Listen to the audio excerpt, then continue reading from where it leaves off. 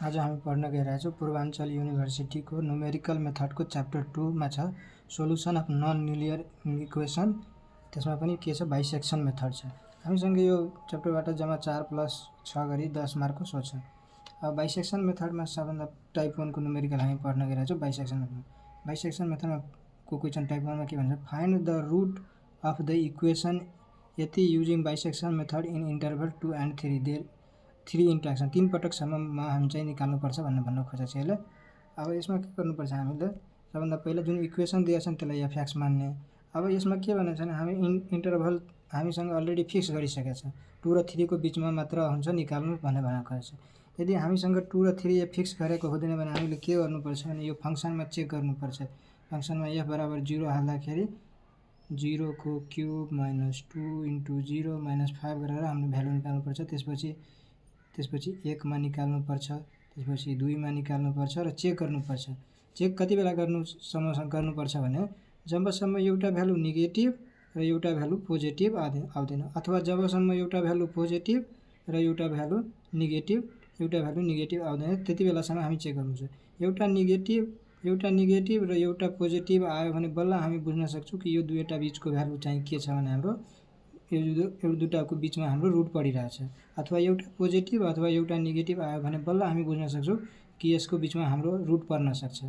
यदि continuously negative आइरहेछ भने के बुझ्न सकिन्छ भने हाम्रो यसको बिचमा रुट चाहिँ पडिरहेको छैन। अथवा कन्टिन्युसली पोजिटिभ आइरहेछ भने हामीले के बुझ्नुपर्छ भने हामीसँग यसको रुट यस बिचमा पर्दैन भने बुझ्नुपर्छ। अनि जबसम्म नेगेटिभ पोजिटिभ अथवा पोजिटिभ नेगेटिभ जबसम्म आउँदैन तबसम्म 1 0 1 2 -1 -2 फङ्सनको मा -3 गर्दै हामीले चेक गर्दै जानुपर्छ। तर हामीसँग यो क्वेसनमा अलरेडी भनिसकेको छ 2 र 3 को बिचमा, त्यही भएर हामीले अब यो चेक गर्नु पर्दैन, हामी 2 3 हालेर डाइरेक्ट क्याल्कुलेट गर्नुपर्छ। अब हेर्नुहोस्, यो फङ्सनमा 2 को भ्यालु हाल्दाखेरि हामीसँग -1 आयो जुन 0 भन्दा सानो छ र यसलाई नेगेटिभ पनि छ, नेगेटिभ छ। अनि 3 हाल्दाखेरि 16 आयो जुन 0 भन्दा ठुलो छ र पोजिटिभ छ। अब एउटा नेगेटिभ र एउटा पोजिटिभ आएपछि त हामी त बुझ्न सक्यो होइन कि हाम्रो रुट चाहिँ यसको बिचमा पडिरहेछ। त्यही भएर हामीले के लेख्न सक्छौँ भने हाम्रो रुट चाहिँ 2 र 3 को बिचमा पर्छ। यो नेगेटिभ यो हेर्ने र कति हाल्दाखेरि नेगेटिभ आएछ भने 2, त्यसो भए ए बराबर 2 मान्ने। र यो पोजिटिभ 16 पोजिटिभ आएछ यो हेर्ने र कति हाल्दाखेरि पोजिटिभ आयो त 3 हाल्दाखेरि पोजिटिभ आयो भने बी बराबर 3 हाल्ने। जहिले पनि ए मान्दाखेरि हामीले नेगेटिभ और अथवा सानो सङ्ख्या मान्नुपर्छ, सानोवाला। जहिले पनि ए बराबर र बी बराबर पोजिटिभ अथवा ठुलो सङ्ख्या हामीले मान्नुपर्छ। अब यहाँ सबभन्दा सानो -1 छ, -1 आउँदा -1 कति हाल्दाखेरि आइरहेछ भने 2 हाल्दाखेरि, त्यसो भए ए बराबर 2 र 16 पोजिटिभ छ, पोजिटिभ कति हाल्दाखेरि ठुलो सङ्ख्या आइरहेछ, ठुलो भनेको 3 हाल्दाखेरि आइरहेछ, त्यही भएर बी बराबर 3 मान्नुपर्छ। अब चाहिँ बाइसेक्सन मेथडबाट हामीले रुट पत्ता लगाउनका लागि एउटा यस्तो टेबल तयार गर्नुपर्छ जसमा इन्ट्र्याक्सन र लेख्ने ए भनेको हाम्रोसँग नेगेटिभ भ्यालु छ भने नेगेटिभ, बी भनेको पोजिटिभ छ पोजिटिभ। फर्मुला हुन्छ हाम्रो एक्सएनको फर्मुला, एक्सएन लेख्न सक्नुहुन्छ ए प्लस बी डिभाइडेड बाई 2 अथवा एक्स नट लेख्न पनि सक्नुहुन्छ ए प्लस बी डिभाइडेड बाई 2 अथवा तपाईँ एक्स बराबर ए प्लस बी डिभाइडेड बाई 2 पनि लेख्न सक्नुहुन्छ। अनि त्यस्तै एफएक्स।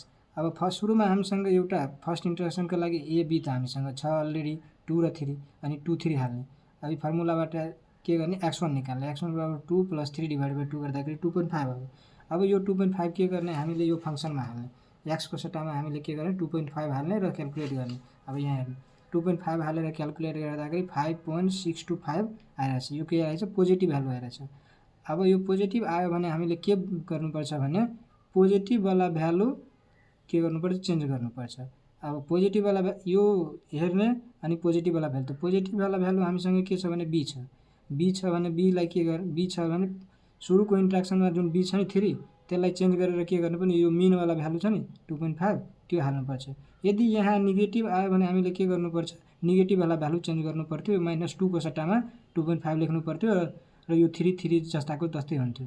यहाँ त चाहिँ पोजिटिभ आयो भने पोजिटिभवालालाई चेन्ज गर्ने र नेगेटिभवालालाई जस्ताको त्यस्तै गर्ने। अब हेर्नु 2लाई जस्ताको त्यस्तै लेखे हामी। अनि पोजिटिभ वाला भ्यालु यहाँ पोजिटिभ आयो भने पोजिटिभ वाला भ्यालु रिप्लेस गर्नुपर्छ सेकेन्ड इन्ट्रेक्सनमा। अनि पोजिटिभ इन्ट्रेक्सन यो चेन्ज गर्दाखेरि यो 2.5 रिप्लेस गर्नुपर्छ। अब x2 निकाल्दाखेरि a + b डिभाइडेड बाई 2 फेरि a यो हो b यो डिभाइडेड गर्दा 2.25 आयो। अब फेरि यो फंक्सनमा 2.25 हाल्दाखेरि हामीसँग 1.890625 पोजिटिभ आयो। अब फेरि पोजिटिभ आयो भने हामी पोजिटिभ वाला भ्यालु चेन्ज गर्नुपर्छ। अनि 2.5 लाई रिप्लेस गरेर 2.25 यहाँ राख्नुपर्छ। अनि 2 लाई जस्ताको त्यस्तै सेम सार्ने। अनि यो 2 + 2 गरेर 1.25। अब 1.125 चाहिँ यो फंक्सनमा हाल्दाखेरि हाम्रो के आउँछ भने 0 आउँछ। अब यो 0 आइसक्यो भने हामीले बल्ल बुझ्नुपर्छ कि हाम्रो फंक्सन के छ, फंक्सनको रुटको भ्यालु कति छ 2.1। त्यसो भए अब हामीले के गर्नुपर्छ भने के लेखिदिनुपर्छ भने hence required root is 2.125 answer भइहाल्छ।